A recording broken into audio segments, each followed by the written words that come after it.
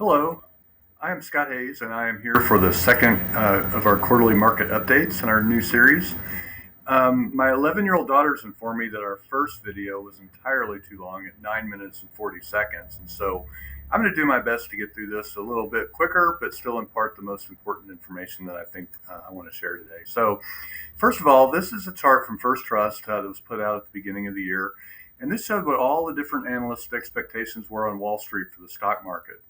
You can see here there was really no consensus. There was ranging from a highs of 9% at Fundstrat and Oppenheimer to JP Morgan predicting an almost 12% loss in the market.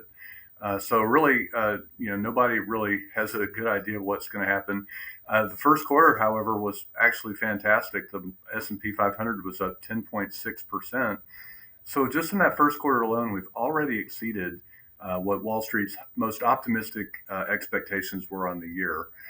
So great year so far through the first quarter.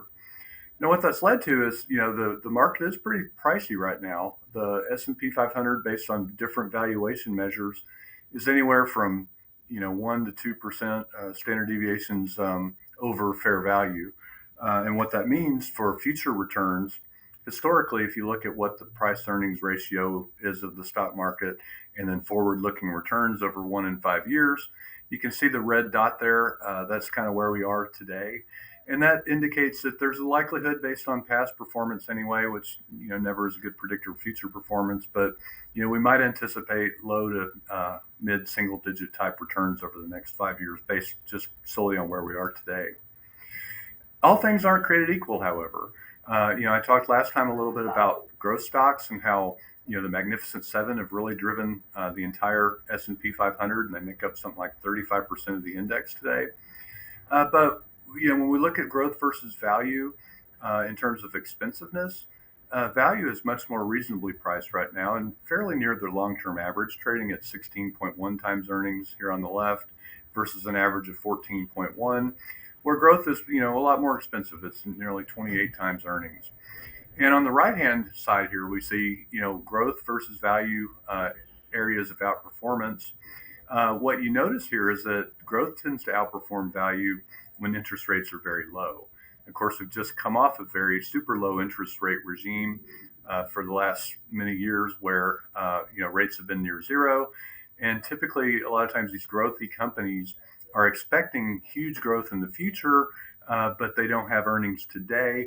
And so therefore, the cheaper at which you can discount those future earnings back to today, the better off for supporting high growth prices. So where we're at today with the 10-year treasury of around 4.3%, that tends to bode better for value type stocks, again, making the case for value versus growth.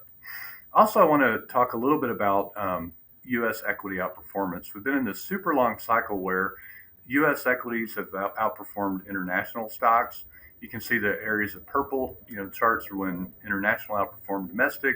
The gray is where domestic outperformed international. And it tends to cycle, right? You go international, domestic, international. But we've had this super long run now of U.S. stocks outperforming international.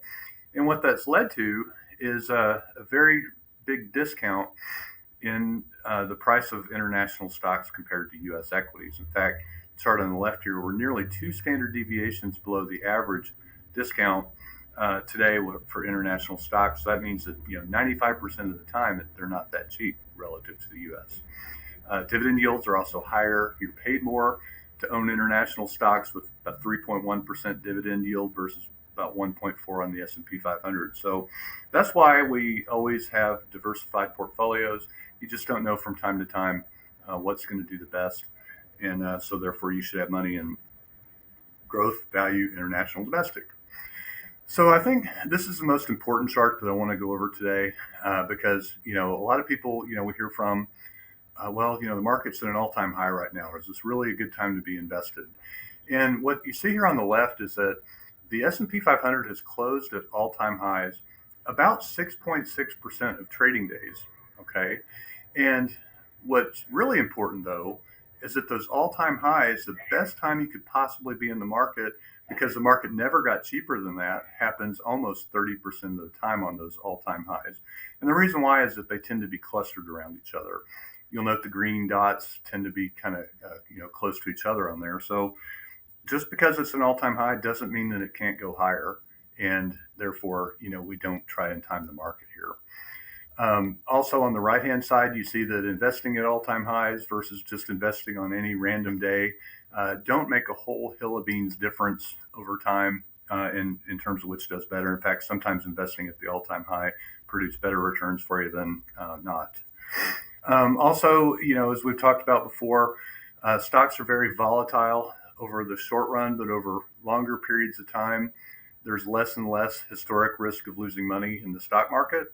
So stocks have averaged about 11.4% return over since 1950.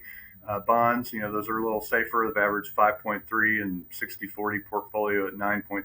But you see the volatility of those returns decline significantly over longer holding periods. So if you only have a year to be invested, then stocks are probably too risky for you.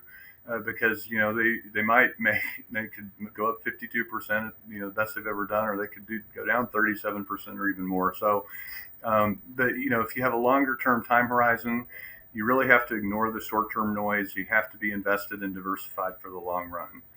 So, really, that's what I wanted to impart today. And thank you for listening to this. I hope, for my daughter's sake, we were a little bit shorter today.